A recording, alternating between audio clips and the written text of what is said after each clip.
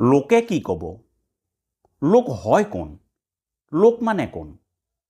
এইবিলাকৰ মূল্য কি আছে? তেওঁলোকৰ নিজৰ ব্যক্তিত্ব কি?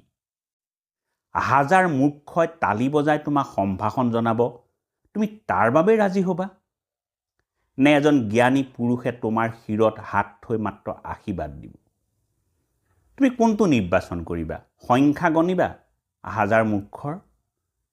যদি সংখ্যাৰে জীৱ বিচাৰিছা তেতিয়া হাৰিবা, বৰ বেয়া ধৰণে হাৰিবা। বুদ্ধিমান জ্ঞানী এজন মানুহৰ এটা চকুৰ সন্মতিয়ে বহুত।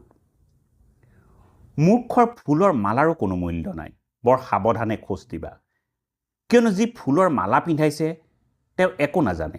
আজি ফুলৰ মালা পিন্ধাইছে, কালিলৈ তেওঁলোকেই জোতাৰ মালা পিন্ধাবলৈ আহিব। সেই একেখিনি মানুহেই তেওঁলোকৰ সলনি হ'বলৈ সময় নালাগে। তেওঁলোকৰ কোনো